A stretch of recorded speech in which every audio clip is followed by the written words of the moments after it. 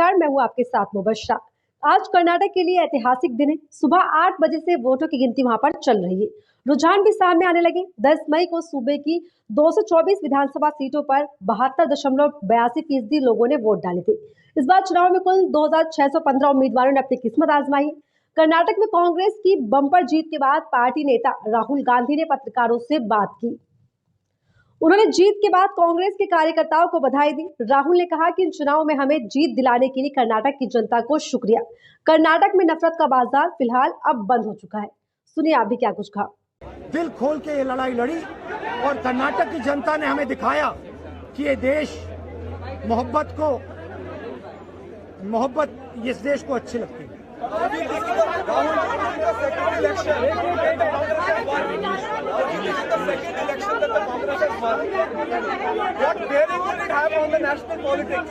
कर्नाटक में नफरत की बाजार बंद हुई है, मोहब्बत की दुकानें खुली हैं। ये सबकी जीत है। सबसे पहले ये कर्नाटक की जनता की जीत है। हमने चुनाव में कर्नाटक की जनता से, गरीब जनता से 5 वायदे किए थे। मैंने अपने भाषण में कहा, खारगे जी ने भाषण में कहा, सब नेताओं ने भाषण में कहा था कि हमारे 5 वायदे हैं। हम इन वायदों को पहले दिन पहली कैबिनेट मीटिंग में पूरा करेंगे। मैं फिर से कर्नाटक की जनता को दिल से बधाई देना चाहता हूं, धन्यवाद देना चाहता हूं। नमस्कार, जय हिंद।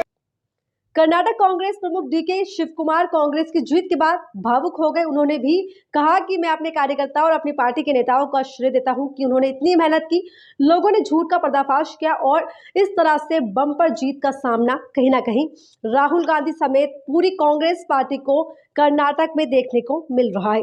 दोस्तों, जिस तरीके से राहुल गांधी को समर्थन मिला था भारत जोड़ो यात्रा में, ये कहीं ना कहीं उसका ही एक फैक्टर रहा है जो कांग्रेस को कर्नाटक में बहुमत मिला है।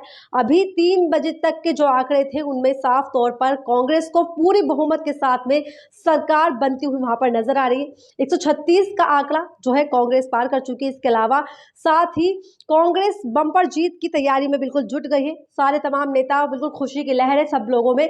जिस तरीके से कांग्रेस की जो एक छवि 2014 से पहले जो एक पूरी थी, एक उस छवि को खराब करने की कोशिश कहीं ना कहीं की गई। जिस तरह से अपनी छवि को धूमिल कर चुकी थी कांग्रेस पार्टी, तो उस अब पूरा 2024 का सेमीफाइनल इस चुनाव को माना जा रहा है। और इस चुनाव को लेकर कहा जा रहा है कि 2024 में कांग्रेस की एक विपक्ष की महत्वपूर्ण भूमिका होने वाली, जो कि साफ तौर पर भारतीय जनता पार्टी और नरेंद्र मोदी को टक्कर देने के लिए काफी होगी।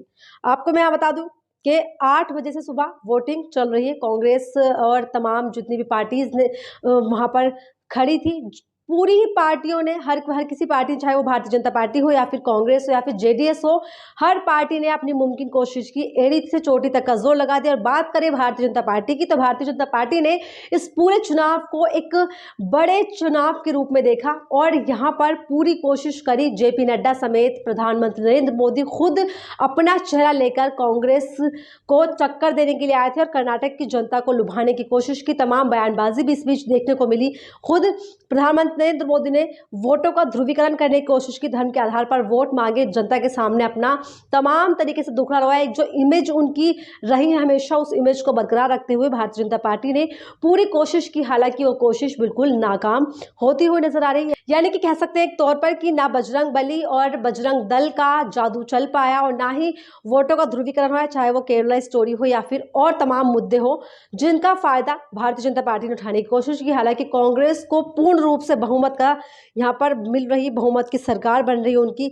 और जिस तरीके से जो नतीजे सामने आ रहे हैं, 224 सीटों पर मतदान हुआ है और मतदान के बाद 136 का आंकड़ा कांग्रेस के पास पहुंच चुका है। इसके अलावा 113 सीटें हैं जो कि बहुमत साबित करने की होती है, लेकिन उसको भी पार कर चुकी है कांग्रेस और लगातार एक बड़ा आंकड़ा वो पार करती जा रही है और एक बड़ी ऐतिहासिक दिन के रूप में इसको पूरा वो सेलिब्रेट करने वाली है। कांग्रेस के लिए बहुत ज़्यादा बड़ा दिन है, क्योंकि जो एक कांग्रेस की छवि जो थी वो धूमिल हो चुकी थी, वो कहीं ना कहीं दोबारा से अब उजागर होने के लिए सामने साफ तौर पर दिखाई दे रही है। तमाम अपडेट्स आपको देते रहेंगे, जुड़े रहिए हमारे साथ। ऐसे ही अपडेट देने के लिए थोड़ी देर में ही रिजल्ट आने वाला होगा, बस पता चल जाएगा कि किसकी सरकार फाइनली बन चुकी है। नमस्कार।